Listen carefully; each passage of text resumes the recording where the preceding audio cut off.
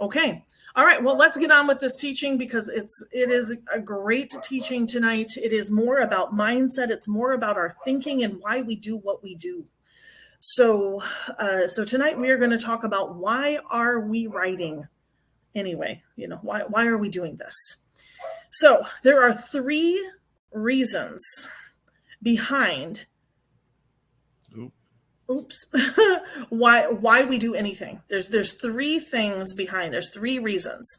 1 is it's transactional, 2 is transformational, and 3 is altruistic. Okay. So, and you're like, what does this have to do with writing? Well, we're going to share that with you. We've got some things we're going to kind of tidy up and bring this thing to a close and probably, hopefully put a nice big red bow on it when we're done. So just bear with us because there's a method to the madness. Okay? There's an absolute method to the madness. And there's a reason that we're talking about this evening. So, transactional, when we talk about a transactional reason, it means there's some type of an exchange or an interaction. Okay. If we're talking about a transformational reason, it causes change, whether it be within us or in someone else or in our business or whatever, but it causes change. An altruistic reason is something that is selfless and it benefits other people, sometimes even to our detriment. Okay. So altruistic is when we're just doing things because we want to help someone with nothing in return. Okay. So we're going to categorize some things. I want you to remember those 3. If you're looking at your handout, transactional, transformational, and altruistic. And we are going to we're going to give you some activities that we do on a regular basis. And we want you to tell us if it's transactional, if it's transformational, or if it's altruistic. Okay. So the first one is 1, 2, and 3. Yeah. 1, 2, and 3. All right. First one is brush your teeth. And you can put it in the chat. Is it transactional, number 1, transformational, 2, or altruistic, 3? Just type 1, 2, or 3 right in the chat. Whatever you think it is. There is no wrong or right answer here. Okay. So some like Dan and I were talking about brush your teeth.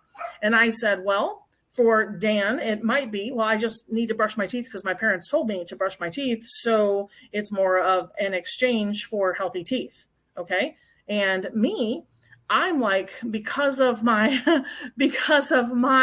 background, because of my family members, going way back when, my goal has always been to die with my teeth. Okay. And so mine is transformational. It's, I want that to remain healthy, and I have an end goal. Okay. So Cheryl, those words I just went over were exchange or interaction is transactional, like a transaction, we exchange money, that kind of thing. And transformational causes change within us or others or something around us. And altruistic is selfless. It's a selfless reason for doing something. And it all is based on the other person, on or our world or something like that. Okay. So we expect nothing in return for altruistic.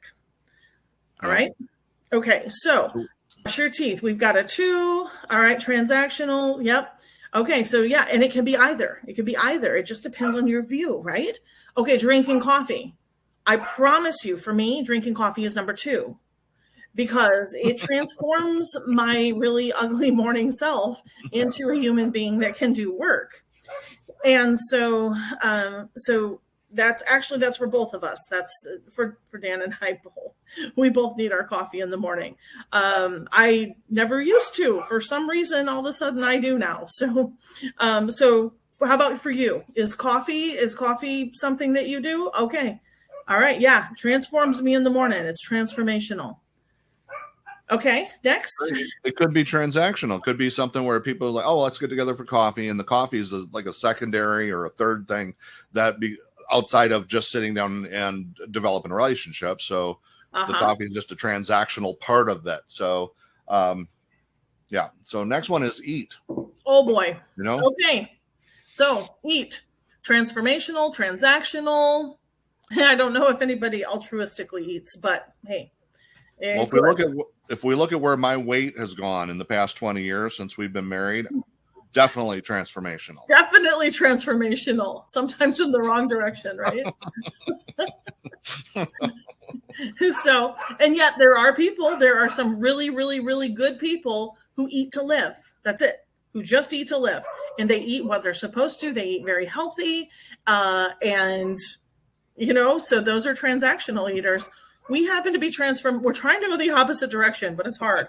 Okay, so shave or not shave. Okay.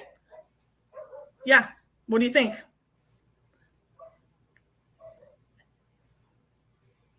Anyone?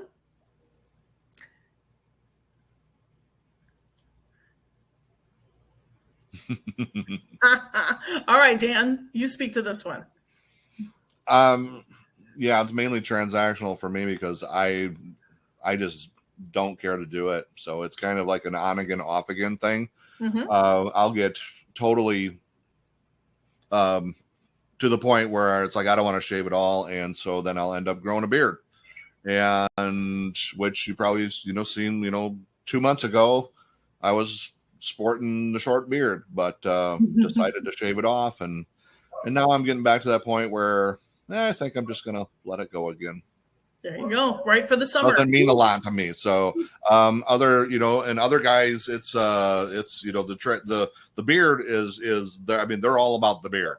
It's like it's like part of their identity.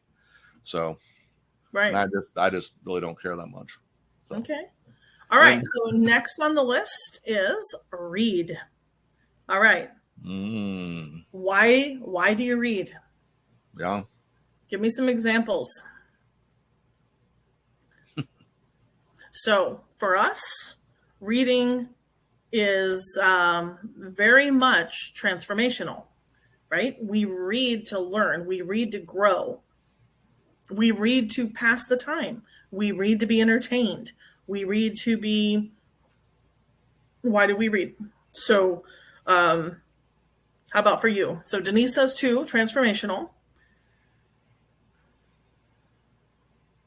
To relax, to escape, exactly. Inspire, to learn. Yeah, I read to escape too. I read so much for other stuff that let me get back here. But mostly for us, reading is transformational. So, now when I crack a fiction book right before if we're going to bed, it's transactional for me because it's simply to rest my mind. I'm exchanging it to get my mind calmed down to this one thread of story, and it usually takes about 3 pages, and I'm ready to put it to the side. But all the day reading is we've got thousands of books, so right. You know where we stand on that. Very true. Very true. And so what are some other categories you'd like to throw out there that we could just kind of talk about being transactional, transformational, or altruistic? Anyone want to venture to guess or to post something in the chat that we could have a quick discussion on? So if not, I think you kind of getting the gist of kind of where we're going with that, and that a lot of them, we really haven't brought altruism into the mix. Nope, not yet. At this point. Denise says working out. You know what? Self-care, yes. Working out, I guess it could be transactional in some ways, simply because you're going because your best friend's going and you really don't care about the transformation. Or going to church. Some people actually have a relationship with Christ, and some just go because that's what they're supposed to do, right? So transactional, transformational. I hope that you're understanding this is these are three concepts that we want you to know inside and out by the time we're done today. Okay. The transactional, transformational, and altruistic. So those are great. Those are great. Working out, self-care, cleaning. You're a bit of a clean freak. So Terry, what would that be for you then? Transactional, transformational? What's your diagnostic conclusion there for cleaning? So self-care, I mean, I would think more transformational, but it could be transactional. I guess it just depends on each person and how they look at it. So no, oh, that's why I got a new computer, and I can't get my earbuds to work. So we're working on it. Transactional. Okay. Yes. Yeah. Right. Denise, you have a hand up to speak. Is there something, or was that an accident? Did you want to come on? You exchange germs for a clean house. You bleach everything you can. Okay. So Denise, let me know. Okay. Just message me or something. Send me a message. All right. So that's really good. I think you guys are kind of getting the idea. So let's bring it back to the big one here, which was the reason why we're here is writing. Writing. Okay. Now. Wow. Yeah, this is the one we really wanted to get to, but we wanted to give you lots of examples first to make sure that you understood what those three words mean. Okay. So we're going to dig into writing specifically and talk about how it can be these three different levels of I don't know, qualities. So transactional qualities of writing. The first one I thought of right off the top of my head was being paid for it. That's very transactional. You're somebody's paying you to write blog post. You write the blog post, you get paid. In a lot of cases, it could be why you write your book, right? Because you're looking to get paid. Yeah. And we want to be clear that there is not anything wrong for writing for any of these reasons. Okay. It's not wrong to write for transactional, to be paid for writing. It's not wrong. It's not wrong to write, we'll get into that, but we just want to clarify that writing for transactional purposes, it's not wrong, whether it be ethically, morally, or plain and simple. You have to make a living. Right. So, okay. So some people write for the recognition of it. Okay. You've all run into authors who are like kind of bragging about what publishing company they might be with, so they want the recognition. They write because it makes them feel worthy. It makes them feel accomplished. When they get that pat on the back, when they get the recognition for doing a good job. And all of us like that. All of us want to be, we feel good when we're recognized for what we do. So there's nothing wrong with that either. Legacy. Now, I would think that this is transactional. It is a transaction that we are giving our story to future generations so that they can learn about us. So they know what we accomplished. Again, a little bit of recognition in there. So the legacy, okay? Me personally, I would consider it transactional, but you may consider it transformational. I don't know. So writing out your story may, we'll talk about that in a minute, but it may change, how you view yourself or something like that. So there's multiple reasons for it. Well, and I think if somebody's writing for the purpose of the legacy of making sure that the story is passed on, like remember we had a gentleman here probably 5 years ago who wanted the story, his wife's story that he finished off, to be made into a book so they could pass it on to their future generations. Mm-hmm. And I believe that was kind of, in this case, was a transactional thing of just leaving the legacy of the story. Whereas if you are doing it to not only leave it for the children, the grandchildren, but it's also maybe you imparting all the principles that have got you to where you know, to the level that you attained in life, and you wanted to transform them by imparting those principles. So that would be where it's transformational instead of just transactional too. Next one is for a grade. So if you're writing for school, college paper, I mean, this is actually, you know, it's transactional. Do this, you'll get a grade, right? Okay. We're just making you look at the different ways that the writing can be transactional. Mm-hmm.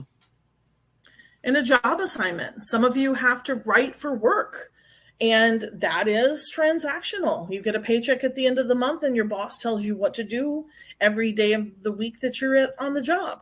So it is definitely transactional. Those are just some. This is not an all-inclusive list by any means. So, but these are things to make you think. These are things to make you think about why you write and how important writing is to you. So moving on to the transformational reasons for writing. And first one is the catharsis of being able to share your story, to impart your message, the inner peace that you get from being able to vent, really. Mm-hmm. And oftentimes just writing out our stories or what happened to us or in a journal or whatever, it brings us peace. It brings healing with that peace. That's the next one. Oh, actually is. Yep.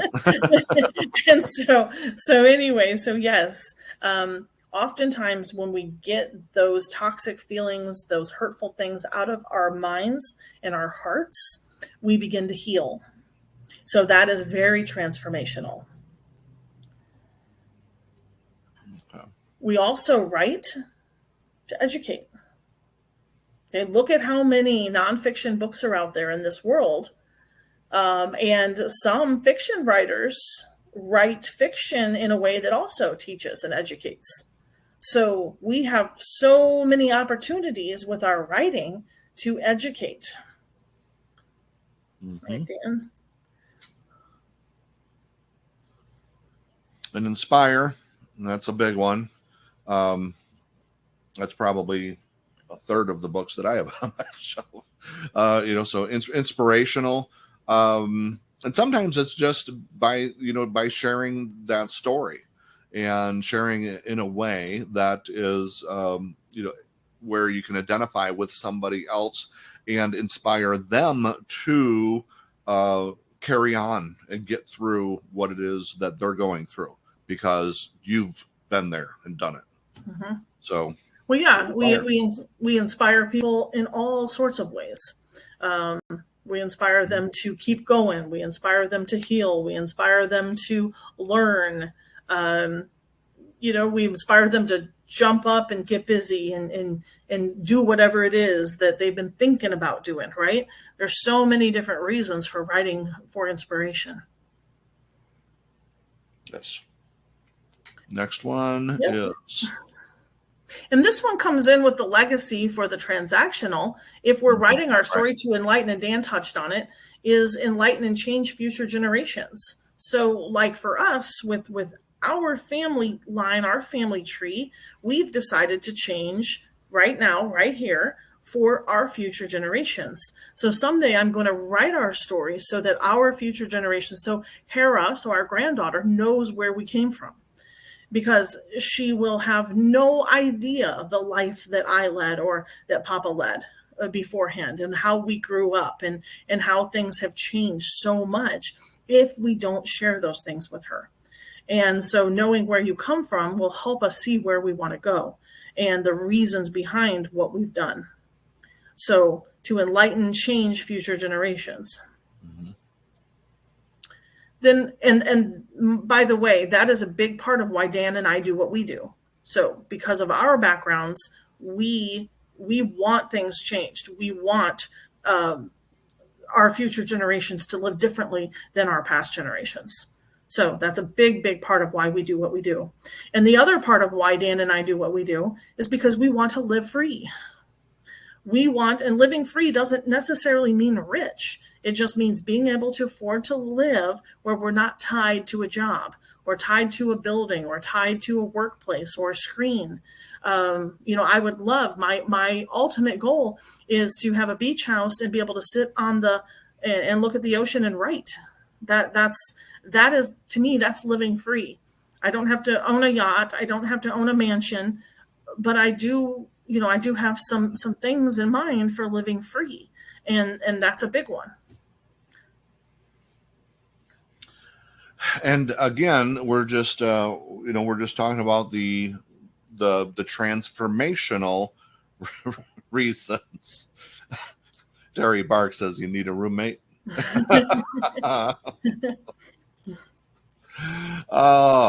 if we get a big enough place, we'll have some writing retreats there. So yeah, we can have guests from time to time. Absolutely. All right. Well, which brings us to this, and this is kind of the culmination of it, where we're going to. Well, and you'll see. So, And this is what we want to talk about is, and everything like Darlene said. If you're writing for a transactional reason, that's fine. If you're writing for a transformational reason, that's fine. It's all good. There's nothing wrong with any of that. But when you can move into an area where your writing is also being done for an altruistic reason, then it takes on almost a magical quality. And I think you'll understand this here as we talk about for years with like 40 Day Publishing, our tagline or our slogan was to empower authors to tell their stories and to share their messages and to change the world one book at a time. And so years ago, we had this in mind. That is we wanted to put the power back into the hands of the authors, because we were there. We know what it's like to have to go to a publisher, to go to somebody else to see if they would publish it, if they thought it was worthy, if they felt the work would pay off, and then work with them, going to go through them. And we're just like, you know what? When we took that power back 10 years ago, we were just like, this is life-changing for us. And we wanted to share that and to help other people to do that same thing. So it became bigger. It became a bigger cause. Right. Than just us and just our little business. Well, part of it was we had this altruistic reason behind what we were doing, but we didn't name it. We didn't realize that's what we were doing. It just made sense to us. It was just common sense to us. And in our minds, we thought, well, what is our goal? What's our why? Why are we doing this? And well, we want to help authors. That was our goal. We want them to tell their stories, and we want them to have an outlet to be able to tell their stories and get those stories out there, because we know story is powerful. We know story has the power to change lives. And if authors don't have an outlet to be able to do that, well, they're not able to change lives and impact lives the way they're supposed to. Okay. So this also, and it's not just us in our publishing, it was also Darlene with her writing, with the Women of Prayer series of books, that it turned out that it was, and we didn't have a name for this. We didn't call it be altruistic writing at the time. And, it just, when we look back, we say that's what was happening. So what, do you want to tell the story about the, basically when we were at a point where we had the book published, nothing was happening with that other publisher. They had overpriced the book and made it so that, nobody wants to pay $22 for a paperback from a new author they don't know. That's just crazy. Nobody's going to pay $13 for the ebook when, ebooks are selling for $3. It's just, When we knew that the book just was not living to its potential, and we were at a point where we had already knew that the story of her first novel, Until Forever, we knew that story was a life-changing story. It had life-changing capability. We already had proof. We knew that was the case. And so when we got to the point where just over 10 years ago, where we said we would rather the book be given away for free than to not be distributed like it should be, that we would rather get it out there, that we would rather do the work and invest the additional time and money and effort into getting the book out there, even if we didn't make a dime, because we knew that it helped people and impacted people in a positive way. And that is altruism. That is the qualities here, and we'll talk about the qualities. How do you know when your drive for what you do is altruistic? Well, for one, competition doesn't exist. No. This one is really important. I can't tell you how many people I have had come to me and ask me to explain our publishing model. People who want to start their own company, who come to me and say, Darlene, would you help me? What is it that you do? I want to start a publishing company and I really like what you're doing. Will you help me? You know what I say? Absolutely. And I talk to them for an hour, 2 hours, 3 hours. Why? Because I don't consider them my competition.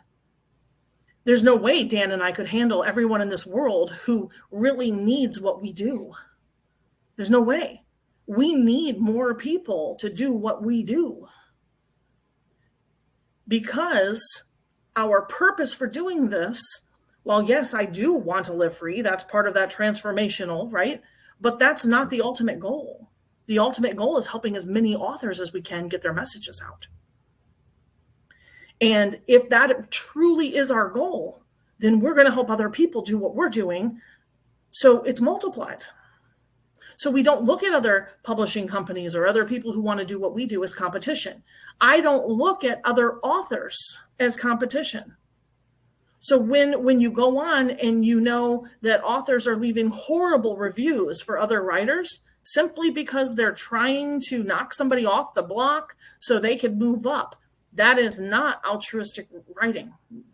Those are not altruistic writers. See, because I happen to know that a reader is not just going to read my book. Readers don't do that. Readers read books, lots and lots and lots of books. And we should lift each other up, not tear each other down. And then the next thing is competition, but cooperation is key. And that is the second point. And how we know is our work altruistic? Are we willing to cooperate with one another, to help one another, to lift one another up instead of tear each other down? And it almost, in order for it to be altruistic, it really requires other people. It becomes where it's not just about you, and it's not by your own power that it will be done. Okay. It is by a combined effort. So cooperation is key. And we're experiencing that in our business. And what we want to do on an altruistic level of our business is that Darlene and I are maxed out. We were maxed out, for the last, couple of years. The last year. We're at a point where it's like, you either, go from working 60 hours to 100 hours, which we don't want to do because we know that there's smarter ways to do it. And we know that in order to get to the level of altruism that we want to in 40-day publishing, that it's going to require the cooperation of a bunch of people. And we've got a bunch of people. We've got dozens of people that do work for us in different capacities, but it's going to require probably a dozen that are almost like full-time people. in order to get this thing where it needs to go. But that's another key is, not knowing that when you stop talking or thinking about competition at all, and and you bring together a team to help you in your efforts. And then the third reason, and this really, kind of ties it all up, is that if it's truly altruistic, it's gonna require faith. It's gonna require stepping out and believing that it's gonna happen when there isn't a physical sign that it's going to happen. Right. And because it's altruistic, because your purpose and your reason for doing what you're doing is so high, and it's such a high calling, that you would do it with or without monetary gain. Because that's what true altruism does. We have such a burning passion within us. So like for Dan and I, for my writing, okay, my writing is faith-based, and so I share Christ in my books, and that's what I do. And so the altruistic part is getting that message out. And when I'm speaking at a conference or sharing in a writer's group or something like that, I tell people, I don't weep when I get a royalty check. And I've gotten a royalty deposit in my account every single month for the last 10 years, every single month. Not cried. I've been thankful. A few times I've been like, oh, thank Lord, because we needed to pay cried this. Once or twice. Dan might have. Okay, but I haven't. And so, but I did cry and weep, just sob at my computer when I would get emails in that of lives being absolutely changed because of what I wrote. That caused me to weep.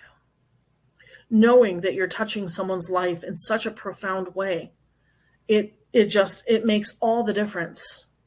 And those are the things that really count. And I'm not saying you don't need money to put food on your table. Absolutely. We are too. We do too. Okay. So, but the real power behind what we do and what really requires faith is if we know we're doing what we're supposed to be doing and we go for it and we do it out of obedience simply because we're supposed to do it, because our passion requires us to do it. And the reason that we're sharing these concepts with you tonight is this, is if we're doing transactional writing, and mind you, there's nothing wrong with it. We're not saying there is, but I happen to know for sure that transactional writing, if you're looking for a paycheck, if you're looking for a deposit, and that's all you're looking for, the smallest obstacle will derail you. You will put down your pen, you'll put down your typewriter, you'll put down your computer, laptop, whatever it is that you're writing on, and you will walk away from it because you'll get discouraged. If that's the only reason. If that's the only reason. When I wrote my first book, I'm going to be real honest. When I first wrote it, I had a story running through my head. Yes, it wouldn't go away. But my hope after I wrote it, I was certain that God gave me this story to make me rich. Seriously. Okay. And and I told Dan, I'm not writing anything else until I know something is going to happen with this book. Dumbest thing I could have ever done. Dumb. Just absolutely crazy. Because you see, when that book finally took off on Amazon, when Dan told our story there, had I had another book ready, because I was writing from passion, because I was writing because I cared, and that was the most important thing to me, I would have been blessed. And I was blessed with one book, but what God would have done with multiple books would have just blown us away. Okay. Apparently we weren't ready. Apparently not. So then with transformational writing may be sustainable. You may have, there may be enough there to keep you writing, but this is a big but it might not. We went through something a few years back, 7 years ago, because that grandchild's 7. Our family was in a hard place. Let's just put it that way.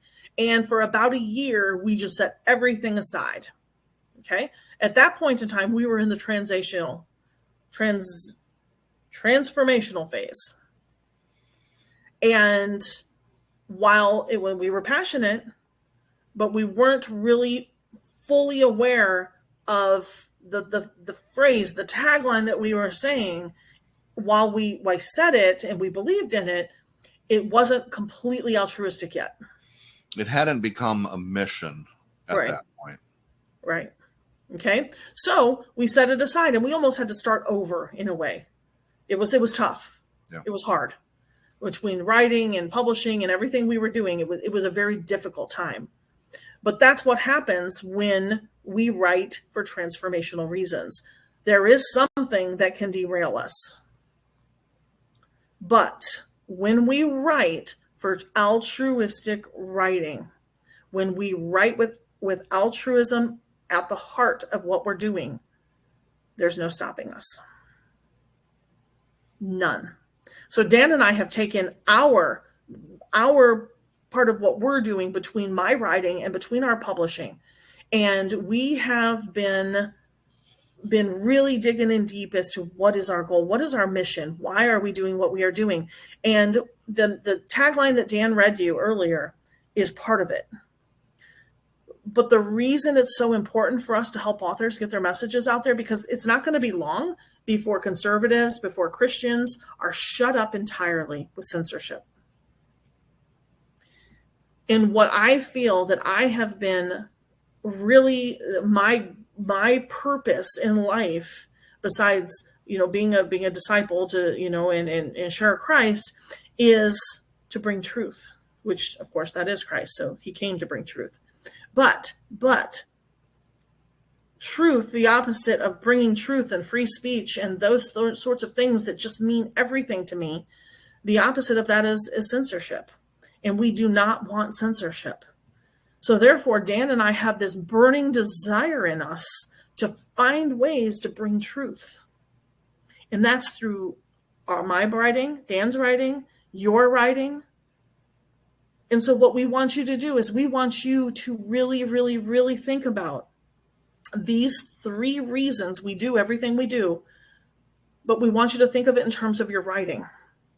And we want you to list out what are the transactional purposes you write for, what are the transformational reasons, and then what is your altruistic reason for writing? What is the big, big why? And when you know your big, big why, nothing is going to stop you. Nothing.